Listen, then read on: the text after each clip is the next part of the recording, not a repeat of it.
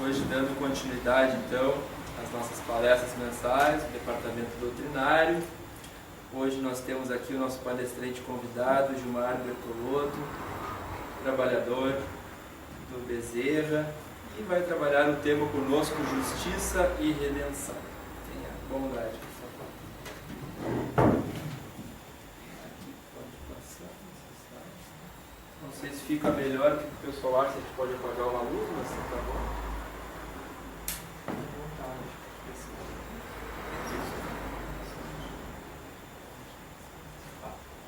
Boa noite. Eu optei por falar sem microfone, acho que nós não vamos ter problema. Esse tema aqui, justiça e redenção, né? É um tema que provoca a nossa capacidade de compreensão. Como tudo na doutrina espírita, né, a gente sempre busca a compreensão no sentido de que, quando nós falamos na doutrina espírita, nós não falamos na doutrina pela doutrina. Ou seja, quando a gente busca um lugar como esse aqui, para ouvir alguma coisa, para debater algum tema, a gente não vem apenas e tão somente aprender a doutrina espírita. A gente vem aprender uma metodologia. Uma metodologia que tem uma finalidade. Ela não é a finalidade. Ela representa um valioso instrumento que, se a gente quiser, porque nós somos livres, se a gente quiser usar na testagem do dia a dia, nas vivências que a gente tem lá fora, e aqui também, mas principalmente lá fora, na nossa família, nosso emprego, onde estivermos, se utilizarmos esse instrumento, poderemos confirmar ou não se ele serve para mim ou para qualquer outra pessoa. A ideia precisa ser sempre essa, porque é um equívoco a gente imaginar que nós vamos a um lugar como esse, a gente vai a um lugar como esse, apenas para aprender a parte formal. Não. Essa é uma parte valiosa, mas não é a principal. Quando a gente fala em justiça, né, nós temos que examinar qual é o nosso critério disso. Existe um paradigma para a gente, naquilo que diz com esse conceito, justiça. Como é que nós fazemos isso? O que eu vou procurar apresentar aqui tem a ver um pouco com a minha atividade profissional, que me permitiu acesso a algumas coisas que a maior parte das pessoas não tem. Nos últimos 17 anos, eu transitei por dentro de presídios, né, em função da minha atividade profissional. A minha função era fiscalizar a condição desses presídios e as condições de cumprimento da pena. Uma pena imposta pelos homens, pela justiça dos homens, que diz ter a finalidade de retribuir o mal que foi causado, mas também de recuperar o condenado. E as dificuldades aí, elas se tornam enormes. Por quê? Porque aos poucos, no contato direto com essa demanda de justiça, a gente vai compreendendo que as dificuldades de aplicar justiça externamente têm a ver com o conceito que nós temos de justiça. E tem a ver com sentimentos que baseiam a nossa aplicação de justiça. Seja para nós mesmos, internamente, seja a justiça essa comum dos homens. Então eu vou começar aqui mostrando algumas imagens.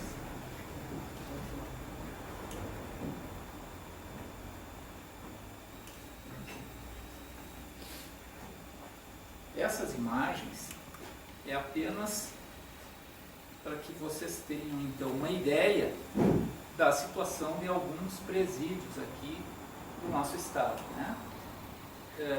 Todo mundo já viu reportagens na televisão falando sobre esse assunto, mas a situação, quando a gente olha de perto, ela é muito mais grave, porque dali se tem contato com coisas como essa, né? Isso é uma cela de presídio, onde deveriam estar 8 homens e tem 40 homens, né?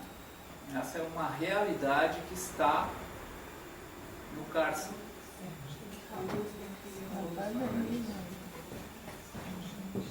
Mas de onde vem isso, né? Porque a proposta é recuperar. Quem foi que fez isso? Quem foi que construiu essa situação? Foram os governos, fomos nós, foram os governos e nós também, fomos só nós. Foram esses que estão aí. Essa situação ela está acontecendo agora, em vários lugares. Nesses presídios não é só os presos que entram, né?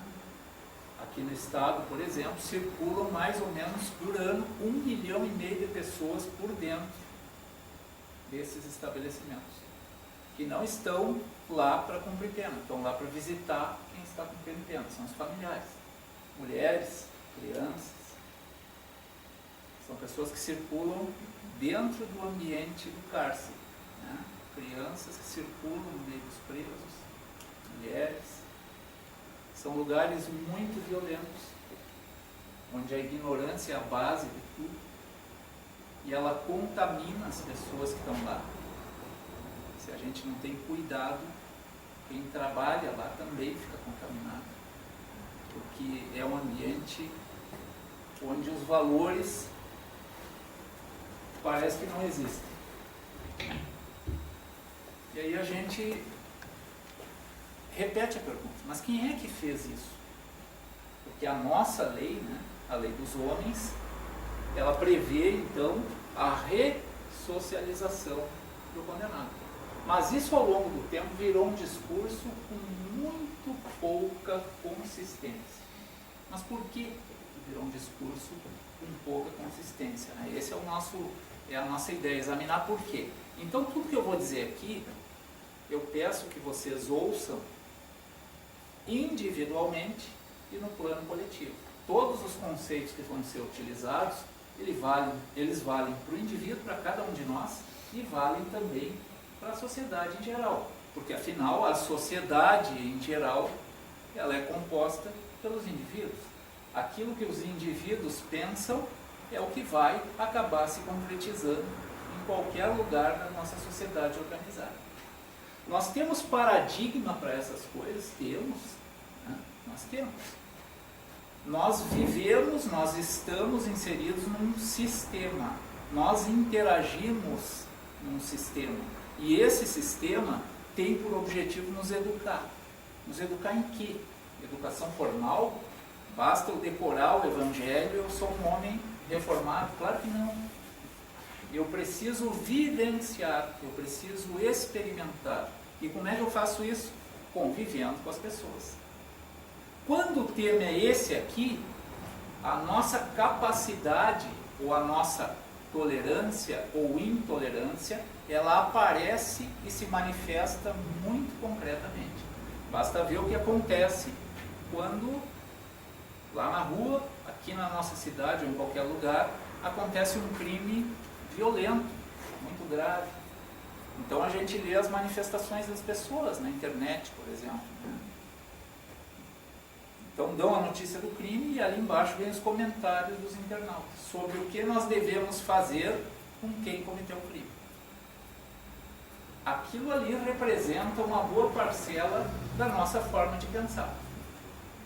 Então, lugares como esses, né, que eu mostrei um pouquinho mínimo para tocar, são lugares concebidos por uma média do nosso jeito de pensar sobre justiça. E isso demanda uma investigação, porque como que nós chegamos nesse ponto? Tem gente que diz que presídio tem muros altos, não é para os presos não fugirem, é para ninguém ver o que está acontecendo lá dentro. Isso representa a cultura de esconder uma parte que está em nós construindo muros. E a gente não vê e parece que está tudo bem.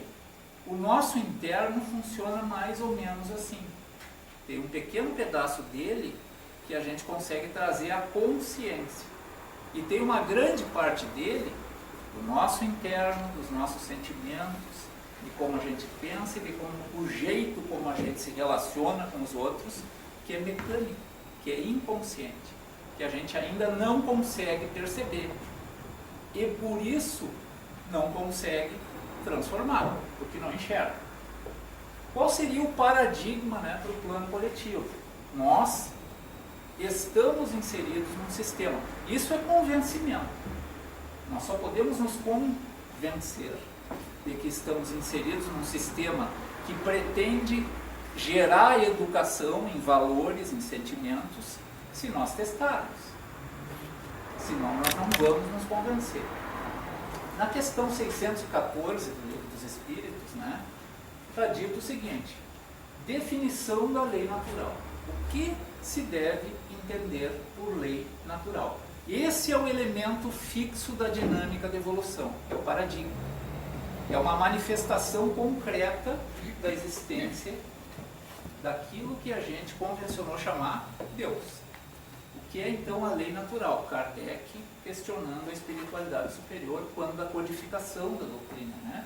É a lei de Deus, é a única verdadeira para a felicidade do homem. Ela indica o que deve ou não fazer. E ele é feliz ou infeliz somente, ele é infeliz somente quando se afasta dela. Então, a lei natural, que é eterna e imutável, ela tem um conteúdo moral, ela é o paradigma, ela é o fluxo, ela é o indicativo. Olha, tu deverias fazer assim. Entretanto, como tu é livre, tu vai lançar decisões. E a lei vai te responder com situações concretas. O espírito está permanentemente interagindo. E nas suas ilusões, ele imagina que está interagindo e decidindo em direção àquele que está próximo dele. Mas não é isso que está acontecendo. O próximo, aquele que comigo convive, que me provoca a decidir, é apenas um intermediário da minha educação. Porque as minhas decisões, na condição de espírito livre, são direcionadas para cima. São direcionadas ao código moral. A lei de Deus, a lei divina ou natural. Ela é imutável. Ela responde. Ela não favorece nem desfavorece. Ela devolve aquilo que a gente decidiu fazer. Na mesma qualidade. Características. A lei de Deus é eterna e imutável. Então não adianta o Gilmar rezar mais que o João, porque se ele decidir mal, a lei vai devolver na medida da sua decisão. Para puni-lo, evidente que não. Aliás, não é evidente, né? Porque às vezes as pessoas tendem a imaginar, porque são ensinadas assim, que Deus castiga. Ah, descobri que Deus existe e não gosta de mim. A gente aponta para lá. O nosso Deus ainda é externo. Ele está lá, ele está no céu, ele está em algum lugar. Mas o Cristo diz que não. Que o reino dos céus está dentro. Ele é interno. Que vós sois deuses. Foi isso que ele falou. E a gente custa acreditar. Porque é mais fácil apontar para fora. Apontando para fora, a nossa responsabilidade e responsabilização, ela diminui. Porque aí tem um pai que vai fazer os temas para mim. E os temas evolutivos não serão feitos, a não ser por mim. Quem mais disse a mesma coisa? Sócrates, né? Acima das leis humanas e escritas está a lei natural, independente do arbítrio humano, ou seja, não interessa o que eu vou fazer, elas continuam sendo sempre iguais. Universal, vale para todo mundo. Fonte primordial do direito positivo, ou seja, as nossas leis deveriam retratar, as leis humanas deveriam ser parecidas ou quase iguais com o conteúdo moral das leis naturais. Mas quem é que faz a lei dos homens? Os homens. E eles estão avançando nisso, devagar. Fonte primordial do culto de direito positivo, expressão da vontade divina, promulgada pela voz da consciência. Isso Sócrates disse lá, bem antes de Cristo. Mas ele, com conteúdo filosófico, disse as mesmas coisas. Ele preparou, ele asfaltou um caminho. Né? O avanço e a evolução do espírito sobre a compreensão dessas coisas, ele é antigo e ele vem por etapas, assim como a evolução do pensamento religioso. A gente parte lá do começo no nosso entendimento sobre o que seja Deus e vem avançando, na medida em que a gente possa fazer, na nossa velocidade. Platão, é possível um estado ideal, onde os mais sábios devem governar, de acordo com o quê? De acordo com as leis da natureza. Esses eram espíritos avançados, eles já tinham a compreensão de que existe um paradigma, um fluxo, e que nós interagimos em um sistema que responde de acordo com a qualidade das nossas decisões. Eu decido em direção ao código moral e ele me devolve uma situação concreta para eu resolver. Isso é uma resposta.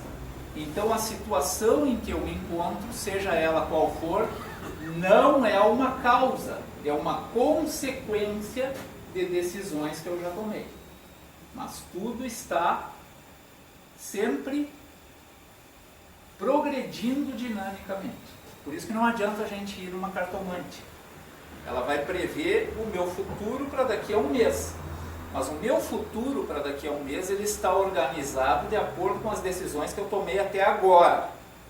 Se eu tomar uma decisão hoje, ali fora um pouquinho mais para cá, o meu futuro já se movimenta lá na frente, porque o palco necessário já vai passar a ser outro. Então eu gastei meu dinheiro à toa. A lei natural, quem diz isso? Aristóteles, tem sua essência no justo, de acordo com a natureza. A lei positiva varia sempre. Ela é produto de meros pronunciamentos de um corpo de legisladores. Ou seja, a lei natural, mais uma vez, é eterna e imutável e ela tem uma carga valorativa justa. Distribui justiça para todos. Esse é o elemento fixo da nossa evolução. E o elemento móvel é o conteúdo decisório que nós, espíritos, de acordo com aquilo que podemos fazer, fazemos todos os dias. Nós interagimos com um sistema pedagógico o tempo inteiro, sempre, nas pequenas e nas grandes decisões, nas decisões mais importantes e menos importantes. E o grande salto de qualidade que a gente dá é quando nós testamos isso e começamos a perceber que as respostas variam de acordo com as minhas decisões, com a qualidade maior ou menor das minhas decisões. A dificuldade é saber quando a decisão tem mais ou menos qualidade. Isso depende da experimentação. Por isso que nessa sistemática pedagógica nós não podemos falar em erro. Não há erro. Mesmo quando, vou usar a expressão entre aspas, né? Mesmo quando eu aperto o botão errado, mesmo quando na minha concepção me dei mal, eu estou ganhando mais experiência, mais maturidade. O que eu aprendi? Esse botão aqui não dá para apertar, é outro. E esse é um processo demorado, mas nós somos eternos, então nós temos tempo. Mas isso não pode ser desculpa para não fazer. Eu tenho que decidir. Eu não posso ficar em cima do muro. Posso sentir medo, posso me sentir inseguro, mas eu tenho que decidir. Porque sem decidir, sem acionar o código moral, o que vai acontecer? Nada. Cícero. Há de fato uma verdadeira lei, denominada reta razão. São nomes para a mesma coisa. E não são espíritas que estão falando. São filósofos, alguns deles citados nas obras da doutrina. Há de fato uma verdadeira lei denominada reta razão, que é conforme a natureza. Lei natural. Né? Aplica-se a todos os homens. É imutável e eterno. Santo Agostinho afirma a existência de normas reguladoras da ordem universal, que ele chamava de lei eterna, né? Lei eterna, que se encontra gravada no coração dos homens. Ou seja, nós temos no nosso DNA de espíritos livres e relativamente conhecedores do sistema, relativamente nesse momento, nós temos um chip, que é uma mini reprodução da lei natural, que a gente chama de quê? Consciência. Consciência. Nós estamos sempre confrontando o nosso código interno com a lei natural. Ah, mas eu não tinha me dado conta. É bom que a gente comece a se dar conta, porque vai aumentar a qualidade das nossas decisões, vai aumentar o nosso patrimônio moral, que é o que nos interessa. Para todos, para aquele pessoal que está lá, aprendendo a mesma coisa atrás da grade, aprendendo pelo código acionado. Ah, então tu está dizendo que a intensidade do método pedagógico sou eu que determino? Sim, é isso que eu estou afirmando. Se tu quiseres agir com violência, prepare-se para a violência. Se tu quiseres agir com suavidade, terá suavidade. É só testar. As leis temporais devem fundar-se nas leis eternas. O que ele diz aqui? Uma coisa que agora está ficando mais clara, né? Se as leis dos homens puderem igualar as leis naturais, nós já estaremos falando de uma sociedade bastante evoluída. Só que os que produzem todo o nosso contexto legislativo são homens, infáveis, que nem nós. Então a nossa legislação ainda está longe, né, de chegar na carga valorativa contida nas leis naturais. Onde é que estão as leis naturais descritas? Olha, em muitos lugares. Já ouviram falar em 10 mandamentos, já ouviram falar na Torá dos judeus, no Alcorão dos islâmicos e assim sucessivamente. A gente pode ficar aqui falando sem parar, ilustrando, e nós vamos estar sempre falando a mesma coisa. Ah, então todas as religiões são iguais? Não, não são iguais. As religiões são instrumentos de diálogo, que nem nós estamos fazendo aqui. Por que eu optei pela doutrina espírita? Porque para mim, ela é mais clara. Ela não é nem melhor e nem pior que outra. Para mim, ela é muito clara. O Gilmar. Ela é de uma clareza, para mim, intensa. Para outros que estão numa outra etapa, que não são piores e nem melhores do que eu, são apenas diferentes, eles precisam ouvir de um outro jeito. A mesma coisa. Educação sobre valores morais. É disso que nós estamos sempre falando. A lei eterna, outra coisa não é senão o plano racional de Deus. Olha essa definição e a riqueza disso, né? Tomás de Aquino. Plano racional de Deus. Plano racional de Deus, então tem um projeto.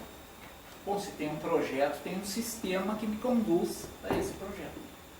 Vamos ver se tem. E aí vem o Kardec. E ele questiona a espiritualidade, lá a questão número 1 do Livro dos Espíritos, né? Eu, com a educação que eu tive antes, se me dessem a oportunidade, eu perguntaria quem é Deus, porque eu pensava que Deus era uma pessoa, alguém, um espírito, coisa que o valha, né? Que a gente chama de aspecto antropomórfico. A gente enxergar Deus como uma pessoa. Aquele cara que está pintado lá no templo religioso, né? Normalmente barbudo, com uma cara de brabo, metendo um dedão assim pra gente, né? Esmagando. Nada disso. Ele não perguntou quem, ele perguntou o que é Deus. Bom, o que é Deus? Então não é alguém. Então nós estamos falando em outra coisa. Deus é a inteligência suprema, causa primeira de todas as coisas. Cada um entende esse conceito como pode. Para alguém, nesse momento, vai servir o Deus antropomórfico, a forma física, humana. Tá bom. Não importa. É um começo. Para outros, já dá para ver uma coisa diferente. Nós estamos falando de um negócio diferente, um sistema pedagógico. Por que escolheram o Kardec para fazer a codificação? Porque ele era um educador, e um baita um educador. Tem um livro que ele escreveu com 24 anos, chama-se Plano Proposto para a Melhoria do Ensino Público, lá na França. Esse livrinho é difícil de conseguir, mas se quiserem, eu tenho lá. Espero que o Kardec não se importe, eu mando por e-mail daí, porque vale a pena ler. E ali ele diz o que? Ele era um 24 anos, e a profundidade do pensamento dele sobre a educação. Ele dizia, instruir só é muito pouco, é diferente de educar. E educar é construir o homem integral, é repassar valores, é fazer o sujeito entender no que ele está metido. Isso aqui não é uma brincadeira. A gente não está aqui para ler alguma coisinha e ficar na frente da televisão, comendo bolacha, até que é bom. Mas não é para ficar parado, é para interagir. Mesmo nas situações que a gente acha muito difíceis, a gente está sempre ganhando, agregando, construindo e testando o sistema pedagógico, né? Olha o que disse o Paulo de Tarso, né? Alguém já leu aqui, deve ter lido, claro, Paulo Estevão. Um maravilhoso livro, né? Psicografia do Chico, né? Em Deus vivemos. Olha o que ele está dizendo. Né? Em Deus vivemos. Vivemos e nos movemos em Deus. E nele temos o nosso ser. Assim como os peixes estão dentro d'água, nós estamos em Deus.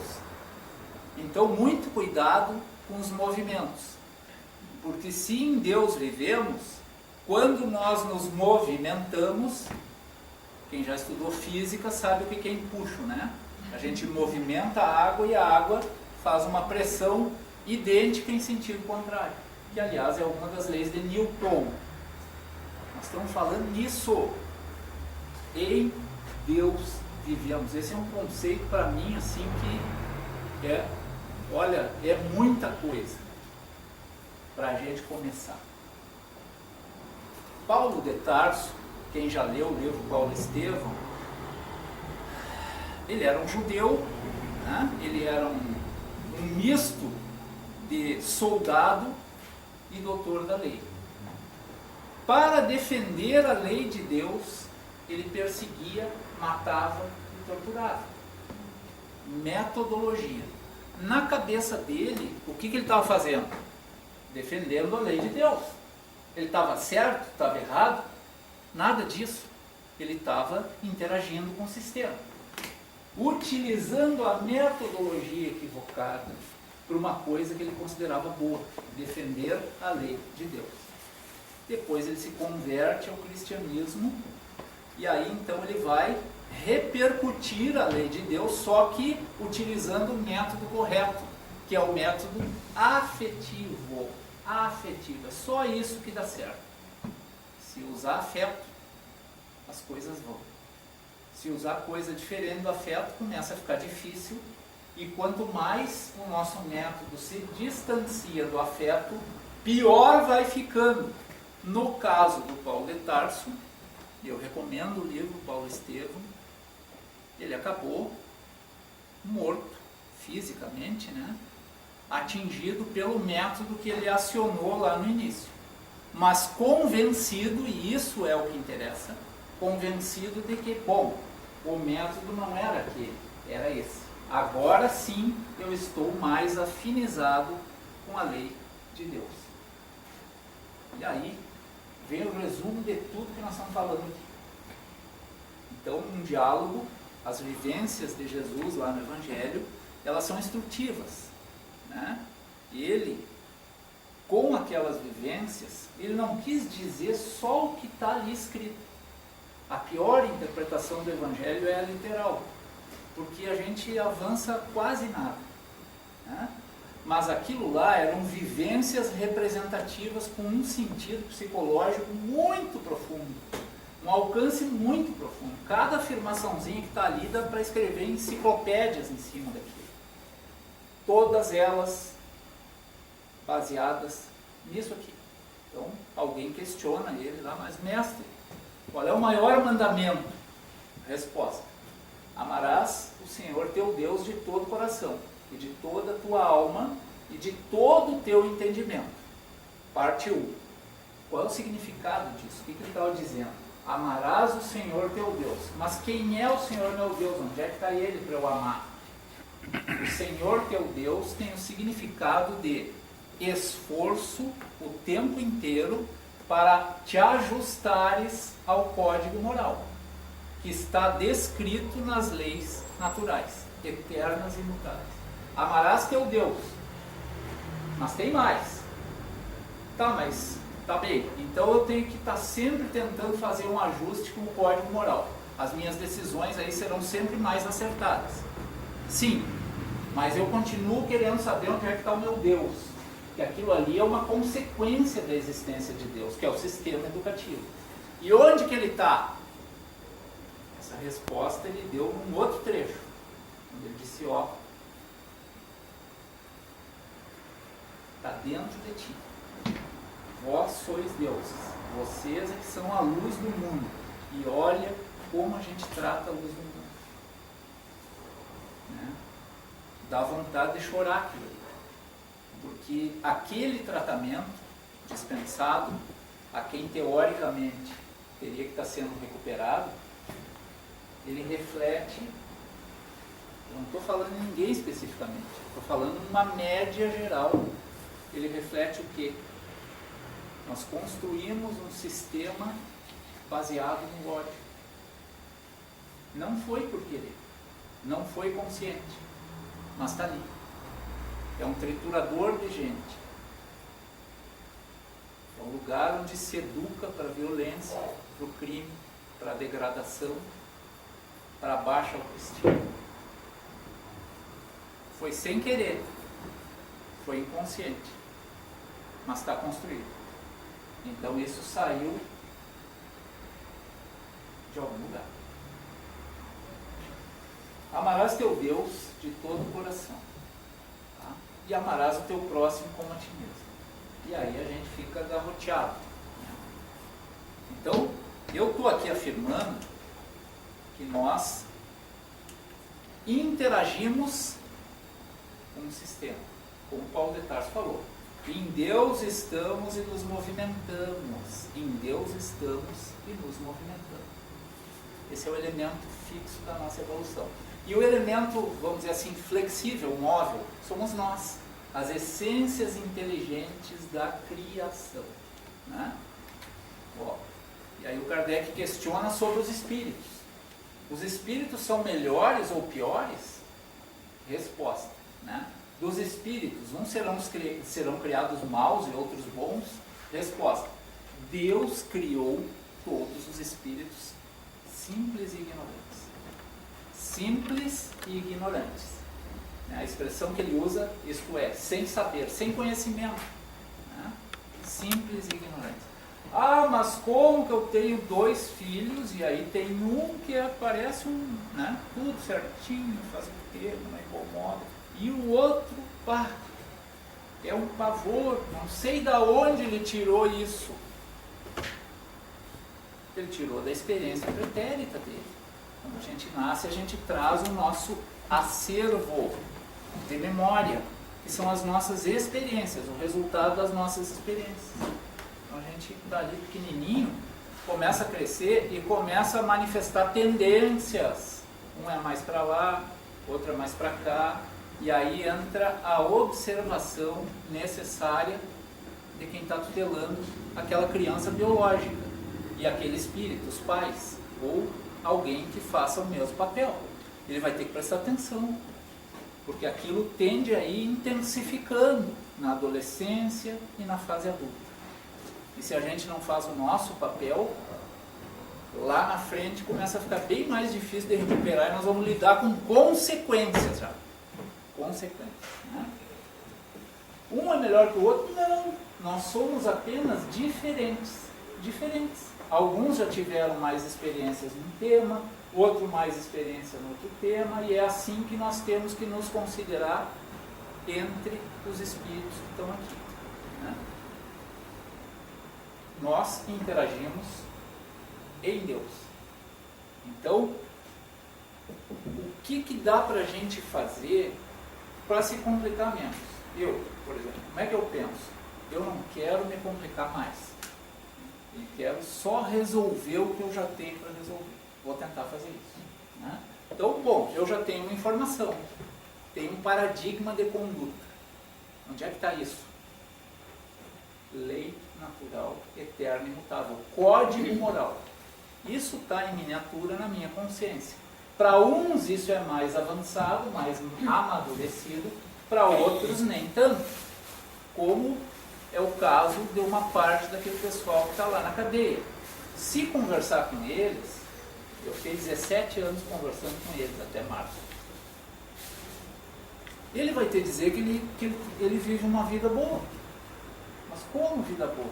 Não, eu vou lá, faço isso, depois venho para cá, depois eu saio, faço de novo. E o sujeito imagina que aquele é um bom modo de viver, porque ele ainda sequer desconfia com o que ele está interagindo. Ele está em Deus, como eu também, e como qualquer um de nós. Em Deus estamos e nos movimentamos. Se eu elejo o código da violência para me relacionar como código moral, isso é que é importante. A gente imagina que está aqui num relacionamento direto com os outros espíritos. Sim, isso é verdade. Mas o que importa, quando nós confrontamos aquilo que fazemos, as nossas decisões, é que elas são lançadas sempre para cima. Então, quando alguém me ofende, o que está acontecendo? Eu estou num palco trabalhando valores. Aliás, sou eu que me ofendo, não é o outro que me ofende. É eu que me sinto menosprezado, é eu que me sinto diminuído. Isso está onde? No outro? Claro que não, está em mim. E eu decido. Eu posso resolver, não dar bola para aquilo, perdoar, estou decidindo para cima. Ou posso devolver a agressão moral. Eu também estou decidindo para cima. Nesse caso, o que vai acontecer? O código moral, a lei natural, é como se a nossa decisão rebatesse e descesse. E aí vai nos apresentar uma outra situação relacional, às vezes com outras pessoas, mas onde o tema que está sendo trabalhado é absolutamente o mesmo. Vou dar um exemplo clássico. Eu me apaixono lá por uma mulher, ou uma mulher por um homem, namoro, seja lá o que for, ou viver junto. Dá-lhe um pouco aquela pessoa que eu achava uma maravilha, começa a virar uma chatice. Mas que chato, mas tu não era assim, mas não sei o que, mas tu mudou, porque tu me enganou, porque... O que eu estou fazendo ali? Nada. Eu estou só perdendo tempo. É proibido se separar? Não está escrito em lugar nenhum. Mas não é recomendável que a gente saia de qualquer relação, seja de trabalho, casamento ou os nomes que a gente dá para os nossos encontros entre pessoas, entre espíritos, sem ter trabalhado nada do tema que me colocou ali. Tem que prestar atenção, porque se eu fizer isso, então eu vou me separar. Aí passa um ano, passa 2, e dali um pouco eu olho para outra pessoa e digo, agora sim, achei o perfeito para mim. O homem, uma mulher perfeito para mim. E aí eu vou de novo. Existe um momento inicial de encantamento onde ninguém diz quem é para o outro. Diz só um pouquinho, porque se disser tudo, todo mundo corre. Tudo a gente vai dizer em 50 anos. No primeiro ano, bem pouquinho. Máscara. Isso é natural, por quê? Porque é preciso que haja a vinculação para que o espírito possa fazer a parte dele. É natural. Vinculações temáticas para trabalho de um determinado tema que a gente precisa encontrar qual é. E aí a gente vai. E dali um pouco, começa tudo de novo. Mas puxa vida, estão me perseguindo, porque esse cara aqui é igual ao outro. Não é ele que é igual ao outro. Sou eu que saí antecipadamente de uma vinculação sem ter trabalhado o meu. Eu não estou aqui nesse mundo por ninguém, eu estou por mim. Eu preciso cuidar da minha evolução e prestar atenção no que está acontecendo ali, que não é só o que eu enxergo. O que está acontecendo à minha frente é que esse sistema onde a gente interage com o código moral, através dos outros, aí sim, o meu parceiro de evolução, os meus, né? Através dos outros, eu interajo com o código, mas as decisões eu lanço para cima. Como eu lanço para cima, se eu lançar decisões iguais, o que virá? A mesma coisa. Então lá vou eu de novo, pela 5ª vez, encontrar a pessoa agora sim, maravilhosa, e vai acontecer a mesma coisa, né? A evolução envolve processo decisório do espírito. Então a gente não pode ficar em cima do muro. Bem ou mal, na nossa concepção, acertando ou errando, porque não é nada disso, nós estamos só testando, experimentando para poder enxergar com mais clareza, é isso que nós estamos fazendo. Bem ou mal, preciso fazer. Tem um sujeito que escreveu um livro maravilhoso sobre isso. Eu vou me lembrar o nome dele agora. Ele diz o seguinte, vamos ver se eu lembro daqui um pouquinho, que o quadro evolutivo se organiza para que o homem se apresente nu. O que é esse nu? Ele se apresente do jeito que ele é. Nós temos que ser quem nós somos, sempre, se for possível. É muito difícil que seja possível nesse momento, porque as nossas fragilidades são muitas e a gente quer o que dos outros? Afeto. O espírito caminha em busca do afeto, sempre, sempre. Tudo que ele faz é por afeto. Tudo o que ele faz é por afeto, embora ele não perceba. Então, às vezes, a gente acaba se violentando, sendo quem não é, para quê? Ah, porque a minha mãe gosta que eu seja assim, porque meu namorado não gosta que não sei o quê, porque não sei o quê, porque a sociedade vive em função de um valor que não é esse. Então, eu vou me contorcer para fazer aquilo, agradar todo mundo, menos a mim mesmo. Mas eu estou aqui só por mim. Se eu me violentar, se eu não me respeitar, e se eu não for suave e afetivo comigo, vai ficar muito duro. Porque eu vou entender que as minhas fragilidades são defeitos gravíssimos. E não são. Se eu contar tudo que eu já fiz aqui, vocês vão sair tudo correndo por aquela porta. E todo mundo tem isso. Ou terá. E qual é o problema? Nenhum. Mas a gente prestando atenção no que está acontecendo, no quadro que está se apresentando, nós vamos identificar sempre ali um tema de trabalho. Ah, mas é difícil conviver com fulano, ele é muito isso, muito aquilo, e muito, e lá vai o cara, 10, 20, 30, 40, 50, 70 anos, porque o fulano, puf, acabou. Aí tu chega do outro lado, tá, e como é que foi o negócio lá? Não, o fulano, tu vê? Não, eu não perguntei pelo fulano. Eu perguntei como foi lá tu. Não porque o fulano. Entende? O ditado não é conhece o outro, é conhece-te, examina-te, reflexão, sempre. Prestar atenção na sistemática ajuda um monte. Porque daí a gente não entra correndo na bola. Me provocam e eu já me ativo. Depois eu vou ver o que dá. Não, chega disso aí. Porque esse depois eu vou ver o que dá já dá para dizer hoje. Eu posso dizer sem ser cartomante. Sem ser, dá para dizer. Por que as pessoas mais violentas se envolvem em mais violência, são mais assaltadas, são mais não sei o quê. As pessoas que têm mais raiva, mais ódio, acabam recebendo na sua frente pessoas com uma menor tolerância, brigam mais, logo tem mais problemas, porque elas estão utilizando um método que não é aquele que o nosso Jesus lá recomendou. Ama teu próximo como a ti mesmo. Mas é aí que reside o problema.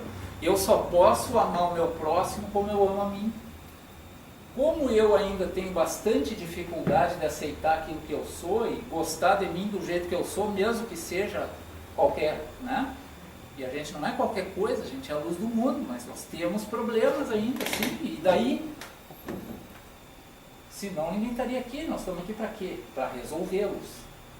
Tentando conhecer melhor o sistema, para poder usar o livre-arbítrio com mais maturidade, para poder parar e dizer, vou dar uma respirada, estou irritado, eu queria amassar a cabeça do meu próximo, mas eu vou ouvir o que aquele cara falou lá, não eu, estou falando naquele cara lá, não em mim. Eu vou tentar fazer diferente hoje. Hoje eu não vou abrir minha boca para despejar nada em ninguém. Porque quando eu me preparo para despejar algo em alguém, primeiro eu despejei em mim. O que nos interessa é a nossa parte. Nós estamos sempre diante do espelho quando se fala em evolução. É como se todo o mundo tivesse sido criado para o Gilmar. Agora, se lá está o João, e eu assumo o lugar do João, é como se todo o mundo tivesse sido criado para o João. E o Gilmar e o João, cada um de nós tem que prestar atenção na sua parte. O que pedem para mim? É isso que me interessa. Ah, mas o João... Chega. Essa não é a tua parte. Essa é a parte do João. Esse é o nosso Deus que não está dentro, que está lá, que está lá, que está em qualquer lugar, menos aqui. E enquanto a gente vai, e quanto mais amadurece, mais a gente consegue trabalhar o Deus interno, né? Quando Jesus se refere, bem-aventurados os aflitos, porque deles é o reino dos céus. Onde é que está o reino dos céus? Não, então é o seguinte, se eu sofrer eu vou para o céu. Essa é a interpretação literal, né? Se eu ficar bem aflito, eu vou para o céu. Logo, vou procurar problema. Como? Porque daí eu fico aflito e vou para o céu. Sofrer. Essa é uma outra mensagem que é absurda, mas passam para a gente. Deus castiga, então tu és ruim, tu tem que ser castigado. Não. Nada disso. Tu é a luz do mundo. Luz do mundo. Valor. Tu tem muito valor, mas tu precisa te dar esse valor. Ninguém vai dar esse valor para ti. Não espera do João esse valor. Esse valor tem que construir. Autoestima. Precisa trabalhar internamente esse valor. E tu precisa te apresentar como tu é para trabalhar esse valor. Como é que eu vou saber o que não está bem? Então a gente não pode olhar nenhuma relação como se de um lado está o algoz e do outro a vítima. Ah, olha ali, ó, como o João faz o mal para não sei quem. E o coitado do não sei quem é a vítima do João. Então Deus não existe, nós podemos ir embora, não temos o que fazer aqui. Se a lei de Deus é eterna e imutável, a lei natural, é evidente que os palcos são montados. Imaginem a grandeza disso, pessoal. Quando Paulo de Tarso sentiu que ele estava em Deus, e aí ele disse, ele quis dizer o quê? O que nos colocou nós todos aqui agora é isso. O que te colocou lá na tua casa é isso. O que colocou cada um na frente do seu João, do seu Pedro. Ah, mas como é que eu tive lá um filho que faleceu com uma idade, era pequeno, onde que está Deus? Está ali. Ele certamente reuniu uma pessoa que talvez precisasse completar um período de existência física antecipado e diante dela colocou alguém que precisa reforçar o aprendizado sobre o valor vida. Isso é o que o sistema nos proporciona. Ele organiza os encontros para que cada um trabalhe o seu, prestar atenção no seu. A compreensão Não enxergo nada, né? Porque essa Da lei natural ocorre pelo interagir. A compreensão da lei natural ocorre pelo interagir. Claro, né? Nós estamos ali embaixo, ó, aqueles dois bonequinhos. E nós estamos trocando o quê? Pode ser sopapo, carinho, qualquer coisa. Porque a gente troca na rua. Mas é verdade. É verdade. Desculpem, aqui, a minha doutrina espírita é prisional. Eu explico sobre para preso. Então tem que ser bem. Se levantar muito nível, já não dá. Então vamos lá. Nós estamos ali, né? Interagindo, que nem a gente faz. Estou lá na minha casa com a minha mulher, né? E eu estou sempre tomando decisões na minha relação afetiva com ela. Aquilo que eu decido, quando sou provocado no bom sentido por qualquer um, eu mando para cima. A gente imagina que está mandando para o outro. Quando eu ofendo, quando eu respondo a uma agressão verbal, eu estou me comunicando com aquele sistema. Eu estou direcionando as minhas decisões para o código moral. E o código moral responde, o Gilmar, mas isso é automático, né, pessoal? Porque em Deus estamos. É um sistema que nós ainda vamos ter que avançar bastante para compreendê-lo no seu exato tamanho. Vai ser uma longa caminhada, está sendo e vai ser. Esse sistema é como se ele raciocinasse e dissesse, o Gilmar ainda não aprendeu que aquilo de que o qualificam e que ele aceita aquela qualificação, na verdade, significa baixa autoestima, pouco conhecimento de mim. Logo, qualquer um mete um carimbo na minha testa e diz quem eu sou. E eu compro o pacote e me ofendo. Então, o que ele precisa? Mais do mesmo. Até que nem que seja se revoltando num primeiro momento, ele pare de engolir e comece a trabalhar internamente aquilo que ele chama de ofensa. Quando ele construir mais valor interno, ou aquela pessoa que o ofende vai desaparecer, ou ele nem vai perceber que ela está falando aquilo. Que está no mesmo, é como se tivesse sumido, porque o palco não é mais necessário para ele. Impressionante isso, né? Eu também acho. A nossa interação é com o código, via próximo, ou irmão, né, como a gente chama, da boca para fora. Irmão. Mas aqueles presos lá são nossos irmãos. Quem dá a coronhada em nós é nosso irmão. Agora sim. Não, ele quer ter mais.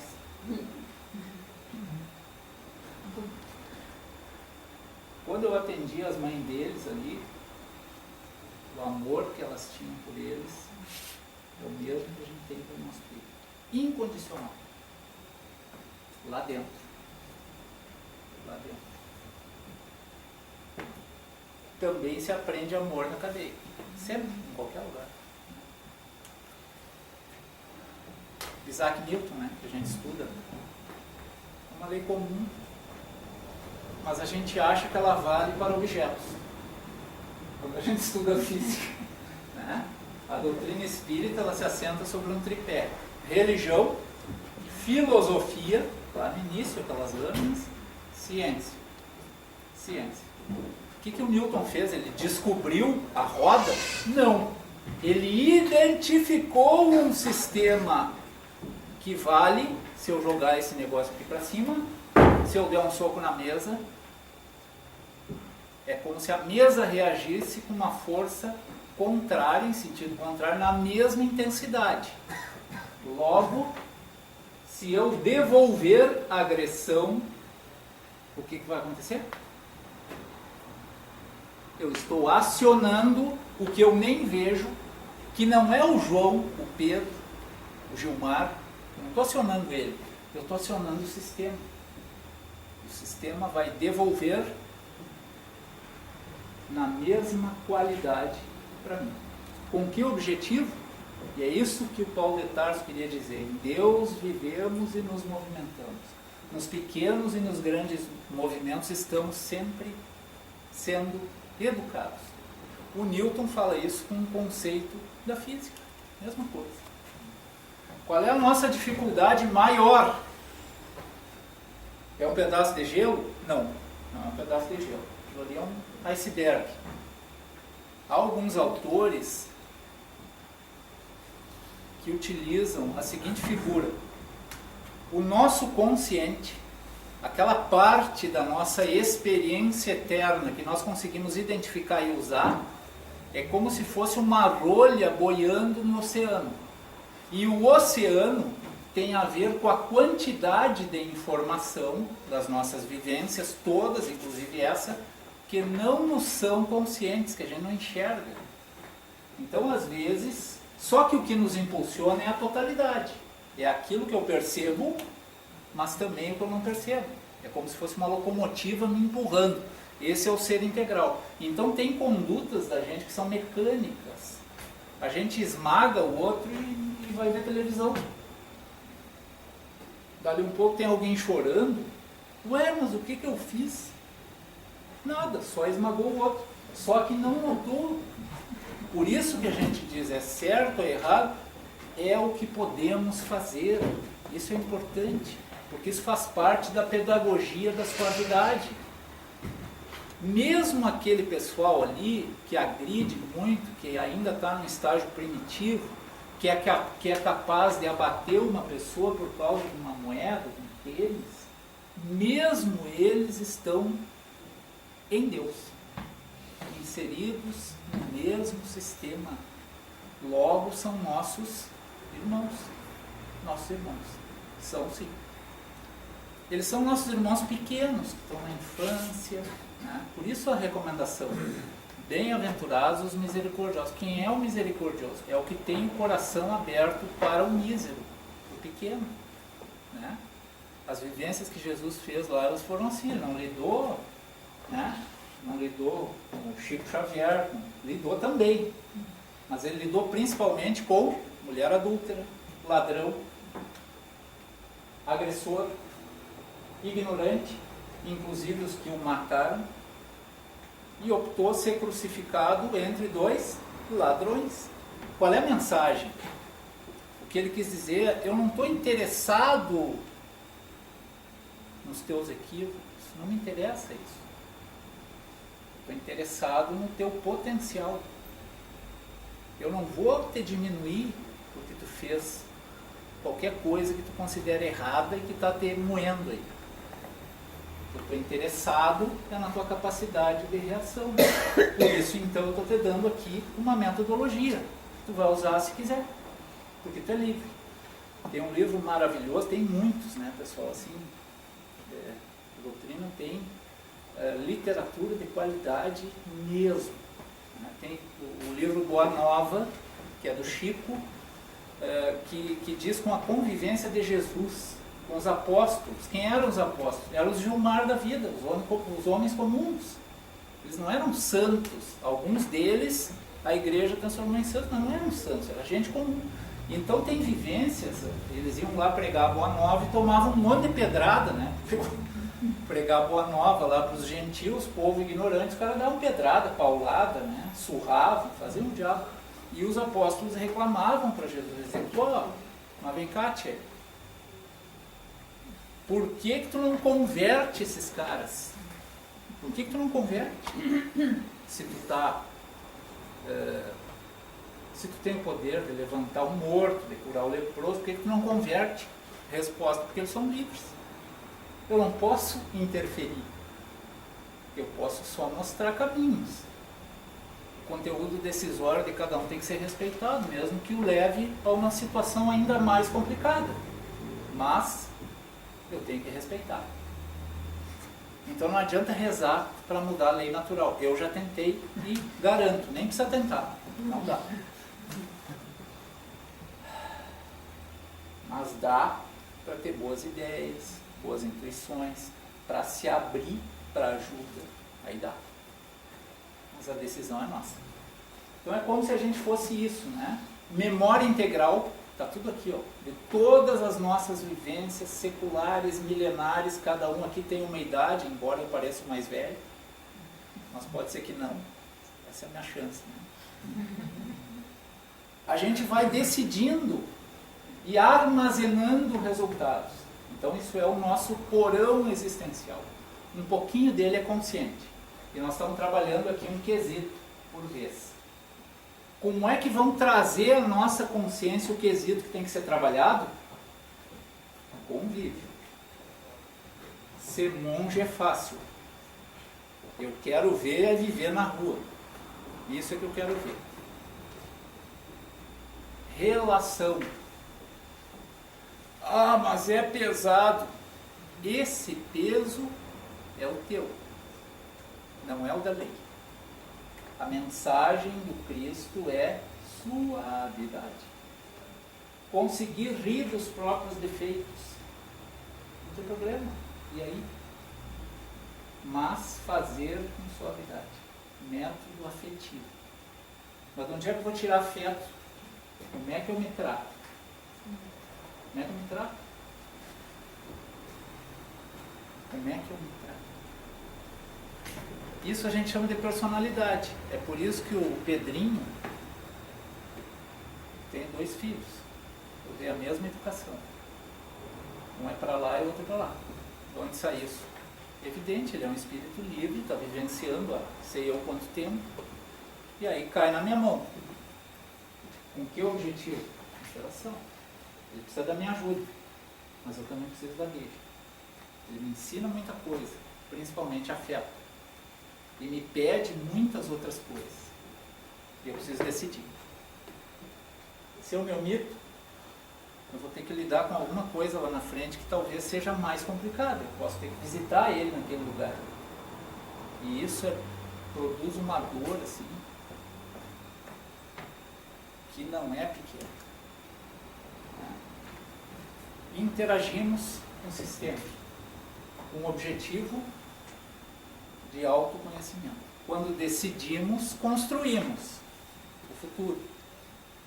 Repito, né? Não adianta gastar R$50 na cartomante, nem isso, se tiver desconto. Por quê? Porque nós estamos fazendo o seguinte, aqui está o espírito e a lei.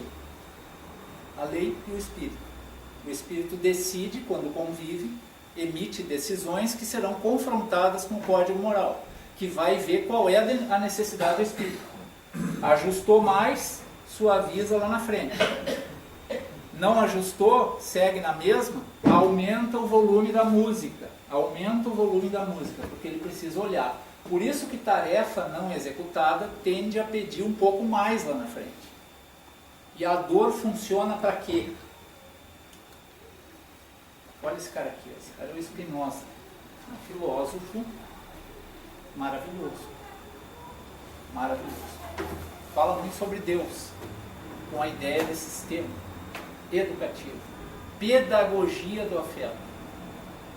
Se quiser pedagogia da paulada, é só acionar o código com paulada, que vai receber paulada, que foi a etapa inicial do Paulo de Tarso, para aprender o quê? A mesma coisa. Como é que eu posso me tornar mais afetivo? Tu vai fazer do jeito que tu quiser. Mas, mestre, por que tu não converte esses caras para eles não nos darem pedrada? Eles são livres. Todo mundo aqui é livre. Se não queres repetir o passado, estuda. Se eu não entendi o que está me acontecendo, o que vai acontecer? Mais do mesmo. Quando eu falo mais do mesmo, eu não quero dizer a mesma coisa. Eu quero dizer que o tema valorativo que está sendo trabalhado tende a pedir um repeteco, com outras pessoas, de um outro jeito, com talvez um pouco mais de dor, mas aquilo tudo, e a dor, ela funciona como um catalisador, ela ajuda a gente a tá ruim, então te mexe, meu velho. Se tá ruim, te mexe. Mas e se eu me mexer e ficar pior? Bom, A garantia da gerência é no sentido de que se mexer é melhor do que ficar parado com dor. Porque a energia que tu está gastando para ficar parado com dor, ela possivelmente seja maior do que a que pode acontecer se tu tomar qualquer decisão. Entretanto, se tu estás desconfiado de que tu em Deus vive e nele se movimenta, interages com um sistema valorativo, a tendência é que ela diminua, porque tu vai fazer diferente. Esse aqui é outro sujeito que vale a pena ser lido, Pietro Baldi. Pietro Baldi é um italiano que viveu no Brasil, escreveu, tem 24 livros publicados aqui, já está, não sei onde ele está, tá? Talvez esteja no plano espiritual, ele morreu como Pietro Baldi. Ele diz o seguinte: o erro é a agressão do homem à lei, é decidir no contrafluxo, é se jogar contra uma muralha de pedra, eterna e imutável. É isso que a gente chama de erro. É erro? Não. É testagem. E a dor é a restituição da lei ao homem. Ele diz o seguinte: nós vivemos num sistema, ele diz tudo o que Cristo diz, uma outra linguagem, que é a filosófica. Nós vivemos num sistema fechado. Se dissiparmos ódio, receberemos? Tá, então se eu tenho uma cadeia daquele jeito, eu tenho que tomar muito cuidado para atravessar a rua para pegar meu carro ali.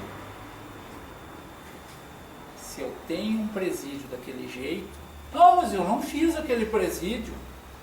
Não? Talvez não.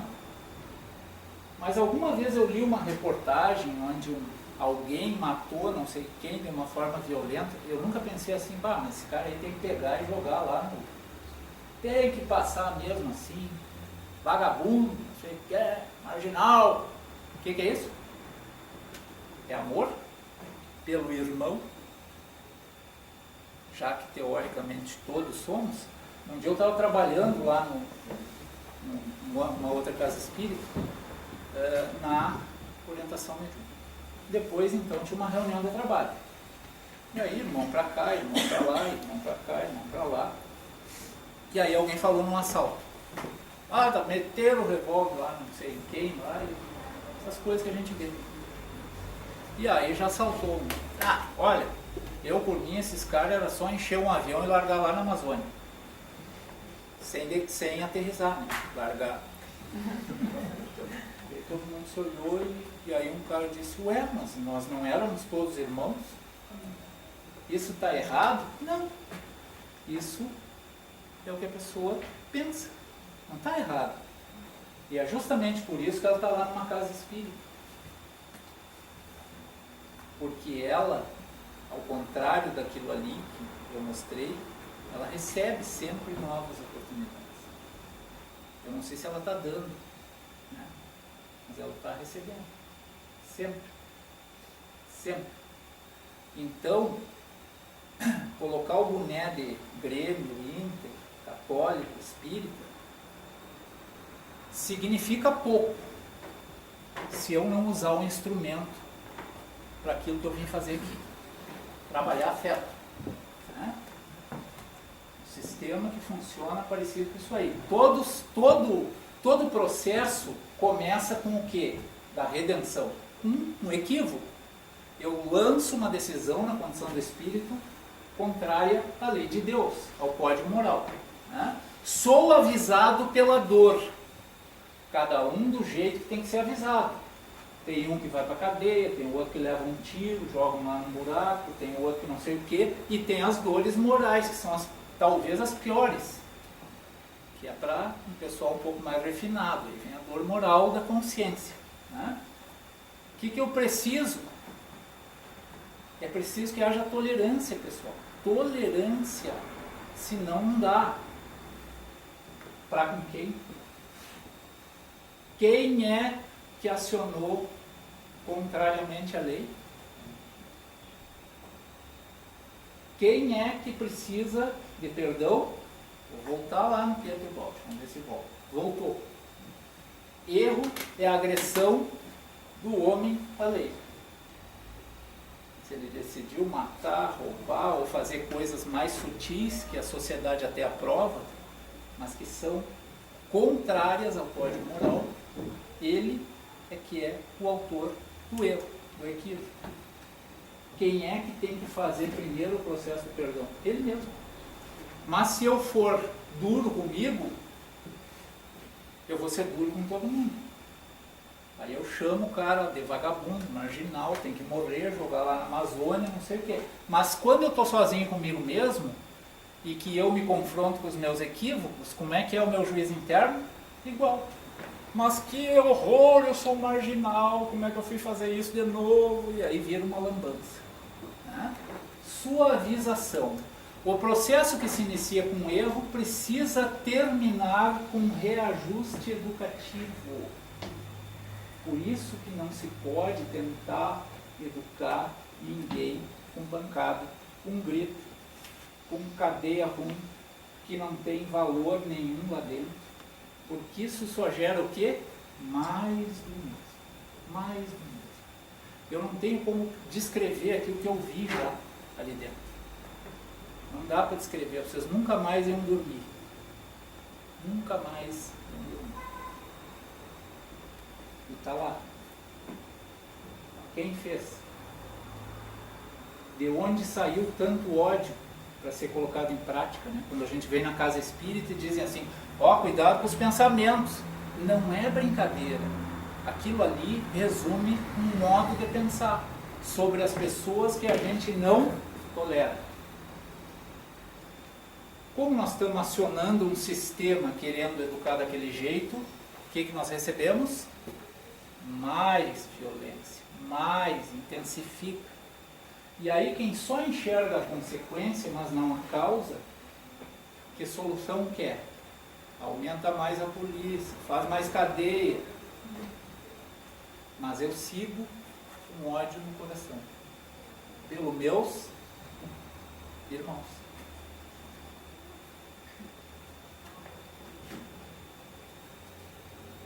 Aí, esse é o episódio da mulher adúltera, né? Ela se dirigiu a Jesus e a turba veio atrás querendo apedrejar. Por que querem apedrejar? Porque ela é adúltera. Moisés mandou tocar pedra.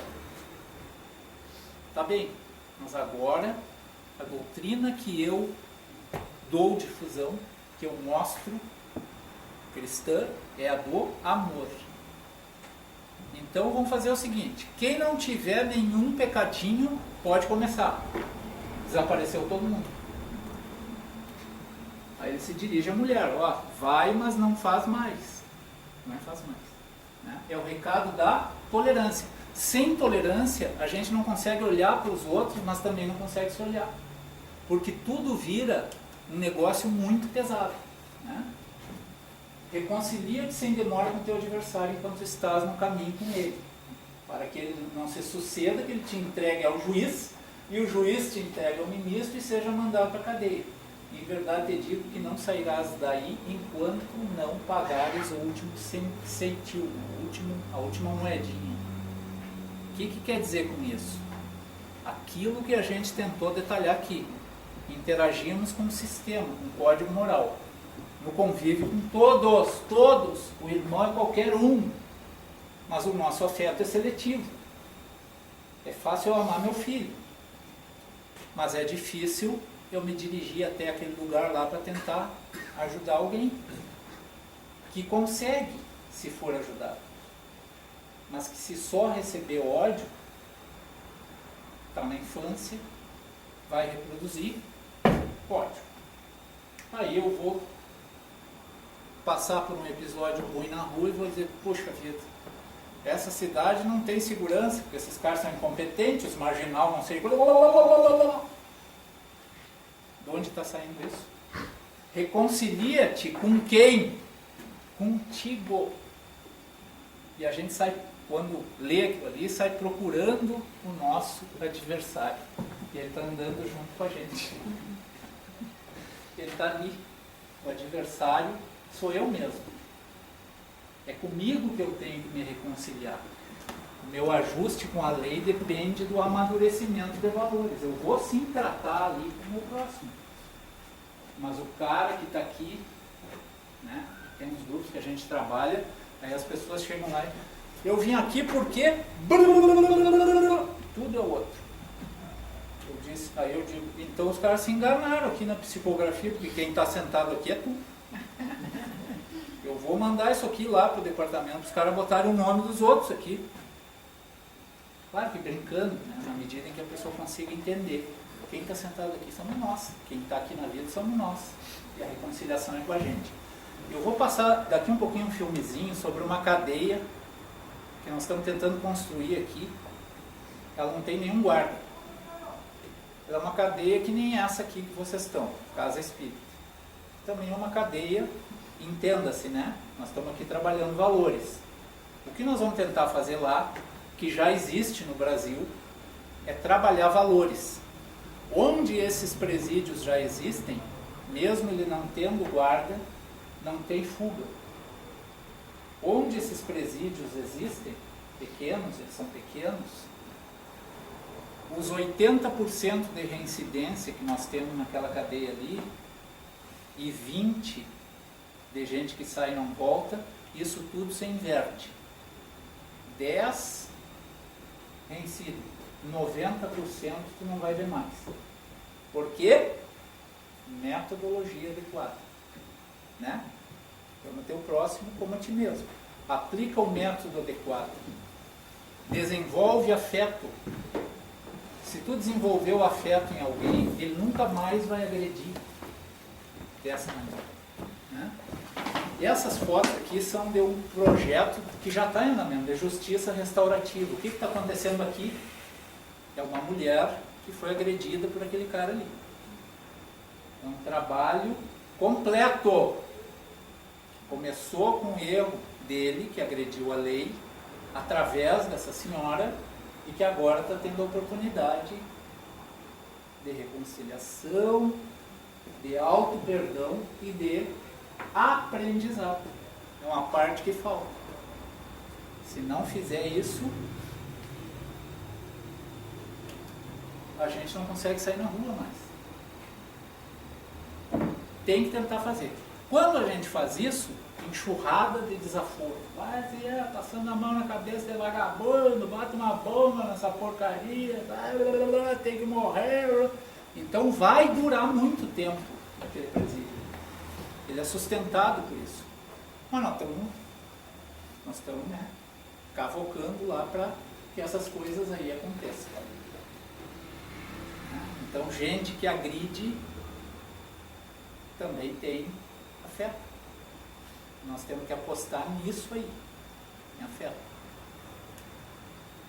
Alguém conhece a senhora aí? Pois é. Conhece? Essa senhora aí, ela já faleceu, Vise. Ela era uma assistente social e ela fazia trabalho em presídios, né? E ouvia aquilo que se ouve dentro de presídio, ignorância. E aí disseram para ela assim, a senhora gosta tanto desses marginal, por que a senhora não leva eles para sua casa? Ela pegou e levou. A vida inteira. Né? E eu sou capaz de apostar que ela recuperou mais gente do que todo o resto das cadeias, só ela. Então as cenas são essas aí. Esse é o mesmo cara que pode ter agredido e que está aprendendo uma outra coisa. Tá? Vamos só passar o filmezinho, talvez passe um pouquinho de tempo, não sei se tem problema.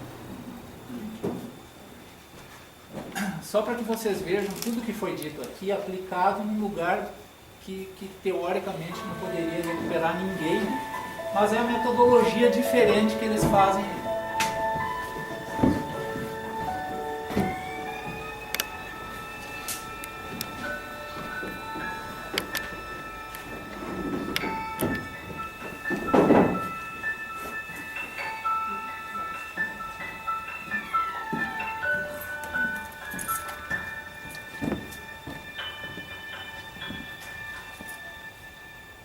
Em 1972, ele começou a me perguntar por problemas sociais, reuni então 15 amigos, dispostos a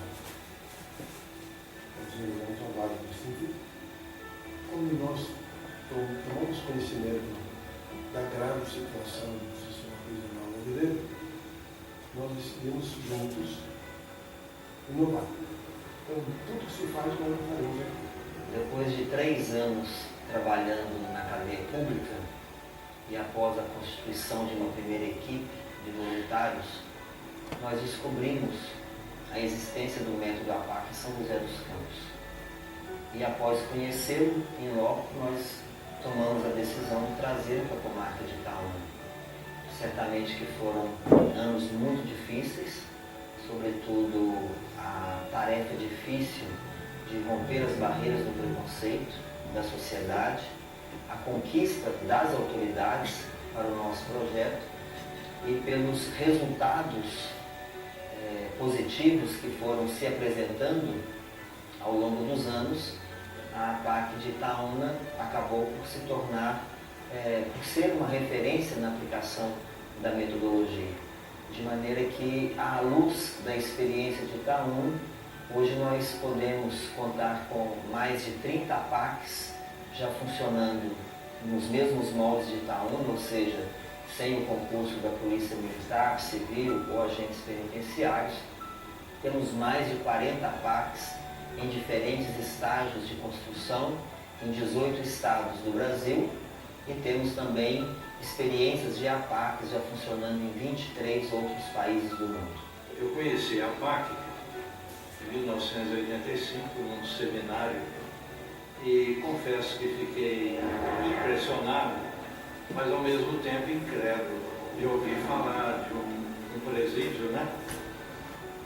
Sem polícia, sem agentes penitenciários, em que os próprios presos eram cogestores, né, da segurança.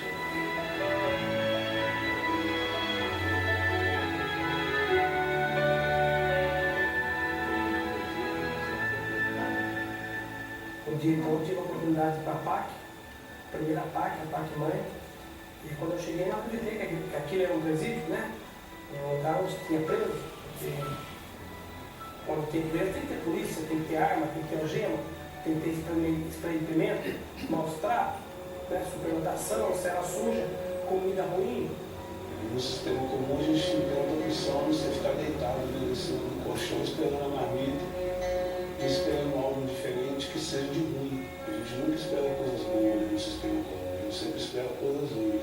Passei 20 anos no sistema comum, como monstro, né? Lutando por minha sobrevivência.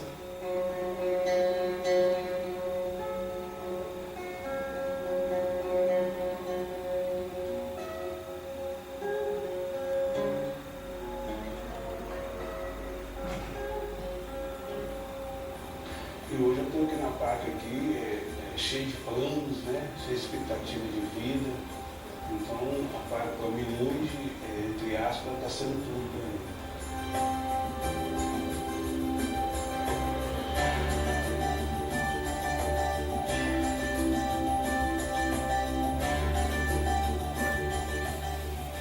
Porque a gente é tratado com amor, carinho, e nós temos a nossa dignidade resgatada. Eu, por exemplo, fiquei 1 ano no sistema convencional, nunca mais ouvi uma bala, nunca mais vi um chiclete, só comi uma comida de péssima qualidade. E aqui você chega e tem uma comida de ótima qualidade, talheres. Tem o Lucas, que é a alegria nossa. Aquele amor que a gente sente pelo filho da gente, aquele carinho deles estar longe, a gente deposita assim. Como o Lucas, ele brinca demais, assim, toda hora que você olha pra ele ri.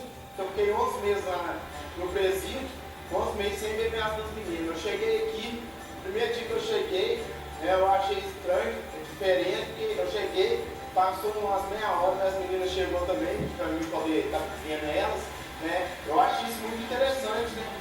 A recuperação do homem com suporte à família. O suporte que eu veio foi o céu.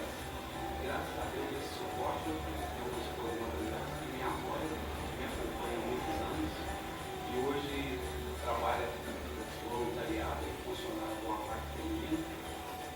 Gostou, assim, uma grande apostolada, está lá trabalhando. Mas o que a gente vê constantemente nas APACs a transformação de um bandido em cidadão, faz a gente acreditar. Pessoas que já haviam desistido de estudar, já nem sonhavam com isso, estudaram, fizeram o curso fundamental, estão progredindo muito, estão sendo profissionalizados. A grande importância do estudo é justamente isso, profissionalizando a pessoa para que ela não precise mais de enveredar-se pelo caminho da venda de drogas, pelo caminho do furto, do roubo. Isso acaba com a sociedade. A partir do momento que eles pegam a profissão de cabeleireiro, jardineiro, pedreiro, não importa. A partir do momento que ele quer uma dignidade, um trabalho digno, saindo da PAC, ele tem essa condição de trabalhar dentro da sociedade, não importa a profissão que sai. E o mais importante é que eu entrei aqui também analfabeto, formei aqui dentro da PAC, tive 7 cursos profissionalizantes aqui, entendeu? Essa experiência que eu tenho na PAC. Quando eu cheguei na PAC, eu não tinha nem primeiro grau completo. Então, eu acho que foi de grande importância para a minha vida também eu poder ter concluído o primeiro grau e também o segundo grau dentro da PAC. Tivemos a oportunidade de estar conhecendo o Senai, fazendo o curso de qualificação de eletricista industrial, um projeto que tinha como parceiros a PAC, o Senai e a Uzi Minas, a empresa onde eu trabalho hoje. Aqui eu pude recomeçar de novo, ver os valores que eu tenho e, como se diz, o que eu fazia lá fora, as mãos que eu ajudava os filhos dos outros. Aqui eu estou aprendendo que vai ser através das minhas mãos que eu vou conseguir arrancar o sustento dos meus filhos e minha família. Então, depois que eu subi para a PAC, eu vi que a minha dignidade, meu respeito, meu amor próprio foi recuperado. Porque a PAC me propôs isso de novo. A PAC está me dando a oportunidade de estar trabalhando no setor jurídico, ajudando os estagiários, está sendo muito bom para mim. Depois de quase 14 anos, eu ganhei meu livramento profissional. Fui convidado para trabalhar na PAC, então pela experiência que eu tinha já do método da PAC, de sistema convencional também, conhecendo os dois lados da moeda. O Recuperando hoje na PAC, nas APACs do Recuperando tem tudo para sair transformado, para ter uma nova vida, conciliar com a família, com a sociedade. A cada recuperando empregado é um revólver a menos nas ruas.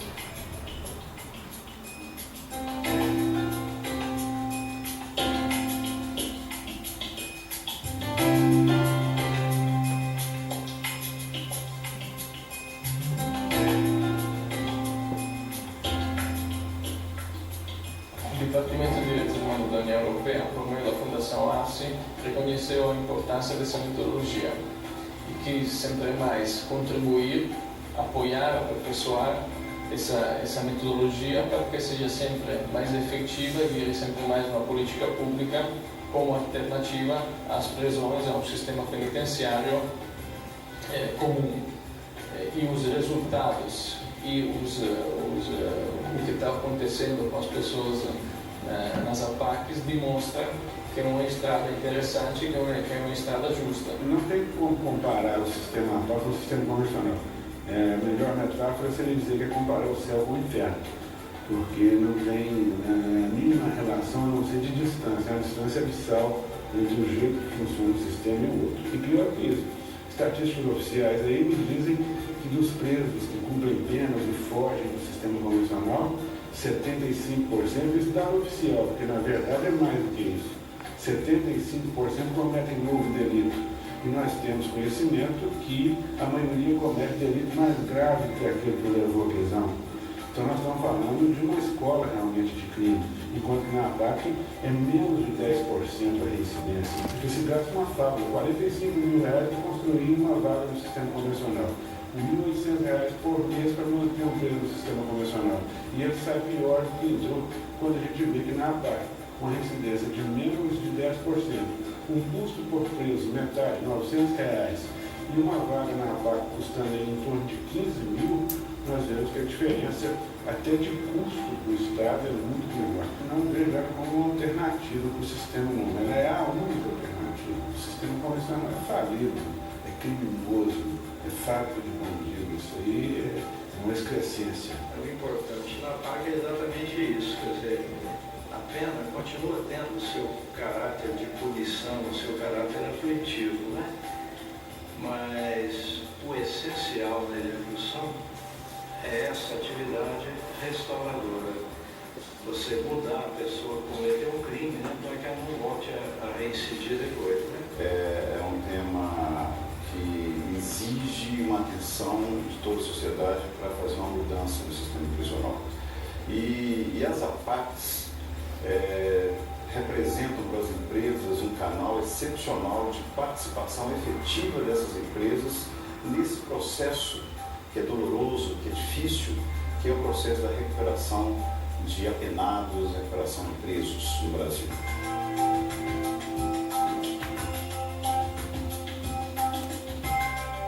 A PAC nasceu em 1972, estamos em 2012, então são aí 40 anos de uma longa travessia no deserto.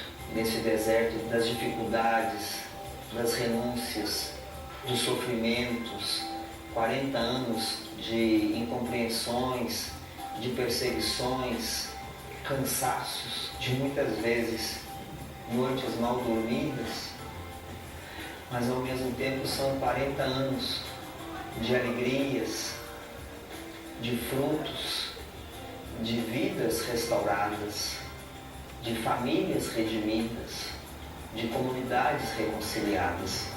Então nós queremos de fato celebrar essa grande festa.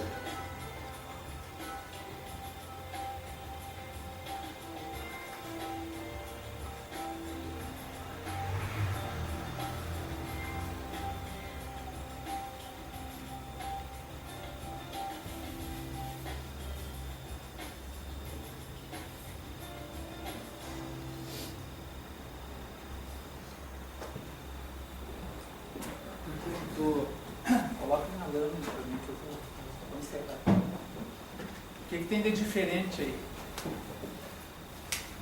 Não é o prédio, é o método. O que eles incluem ali é afeto.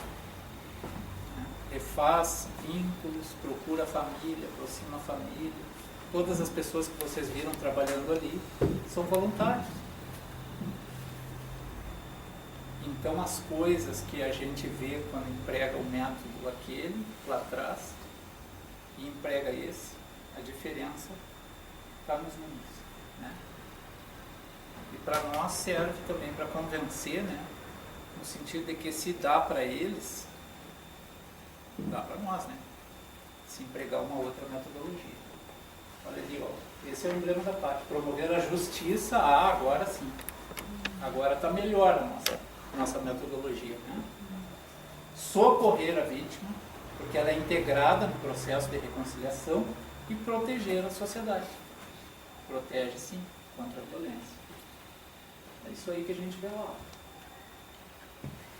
Aí estão os presos da PAC, com exceção do da esquerda, que é padre. Palestras, né? Vivências, tudo envolvendo afetividade, música, coisas que muita gente nunca viu. Nunca viu. Nunca experimentou. A atividade religiosa é intensa. Né? Lá em Minas, que é onde tem mais de 2.000 presos já nesse sistema, nos municípios, funciona muito bem. O pano de fundo é da Igreja Católica, mas o sistema é ecumênico. É só usar o método que qualquer um vai reagir diferente. Eu almocei, jantei com os presos lá dentro do pátio, do regime fechado, com garfo, talher, faca, sem problema, conversando várias vezes, né? Porque a gente está buscando um modelo e nós estamos fazendo aqui perto. Vamos tentar fazer a primeira, vai dar. Então os filhos dos presos estão almoçando todo mundo junto, lá dentro, a comunidade entra dentro da cadeia para comprar pão, tem uma padaria, chega lá, tem uma fila para comprar pão.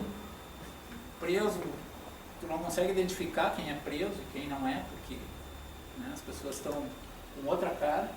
E é claro que quando tu começa a aplicar um método assim, vejam, eles estão tentando fazer isso há 40 anos.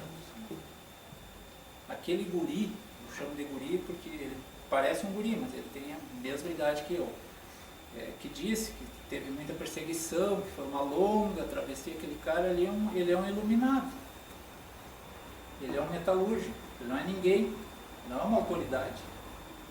E no início, quando ele começou a fazer isso aí, porque ele viu que trabalhar no presídio ia render pouco, porque o ambiente era muito difícil, ele sofreu um monte, processaram ele. Aquela história que a gente sempre vê quando se quer usar uma outra metodologia no meio onde ela não está.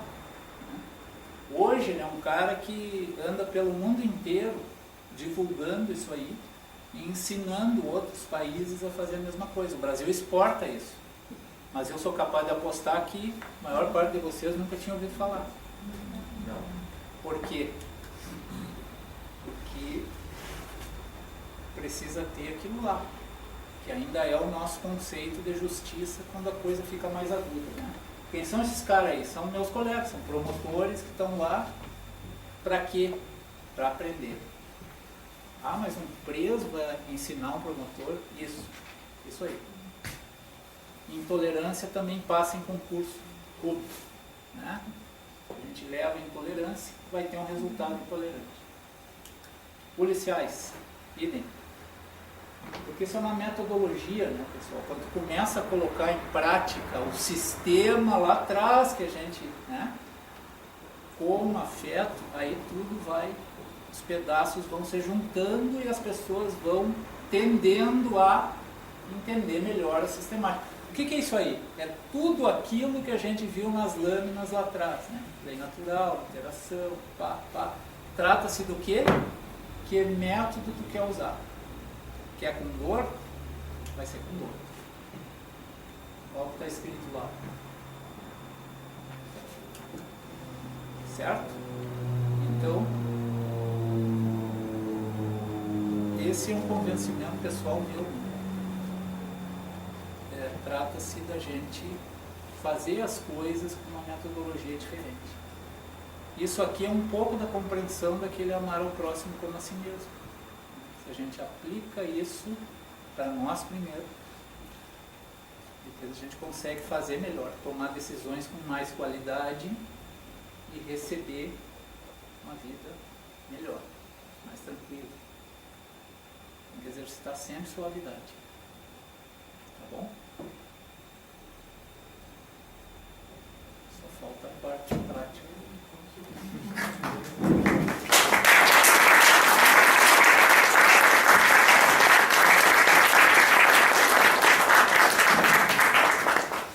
Nós agradecemos imensamente aí por ter nos atendido o convite, e quando nós estávamos pensando no tema, não é, já conheci um pouquinho do seu trabalho, tão importante, e eu achei muito pertinente trazer isso para a casa espírita, né, para a doutrina espírita, porque a gente tem pouco essa temática, né, nas casas, trabalhando essa questão, e a gente está vivenciando muito hoje isso, né, na atualidade, essa questão da punição, não é? De mais encarceramento, mais polícia, mais repressão, não é? E foi muito legal, assim, muito gostosa a dinâmica que colocaste aí, linkando com a doutrina espírita, essa questão tão importante. Parabéns pelo trabalho que o senhor está executando aí. Isso aí é do andar de cima, né?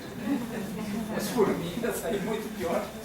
Nós agradecemos imensamente, foi a primeira vez conhecer essa nossa casa, tenho certeza que vai ser a primeira de muitas aí, seja muito bem-vindo. E pelo avançar da hora, não vou me estender muito, então gostaria de convidá-lo para fazer a nossa prece de encerramento.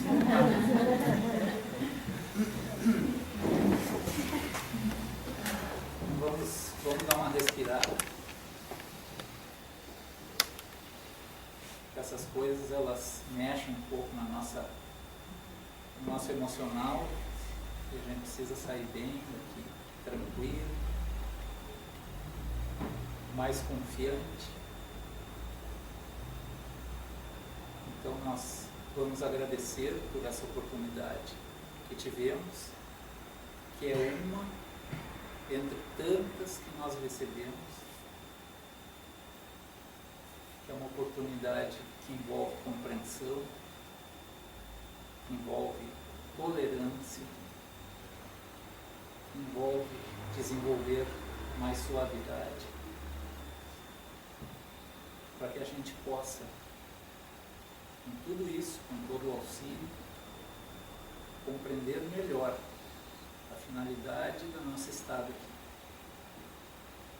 Que nós possamos todos os dias, confiando naquela ajuda que a gente pede, decidirmos com mais qualidade, nos tratarmos mais carinhosamente, que é muito importante, desenvolvendo o auto-amor para que a gente possa poder aplicá-lo. Que assim seja. Gostaria também de convidá-los para amanhã, nosso Feirinha Bazar da União, das 15 às 17, e quem puder ficar agora para nos ajudar, nós vamos montar agora o salão, serão muito bem-vindos à ajuda de todos aí. Uma boa noite.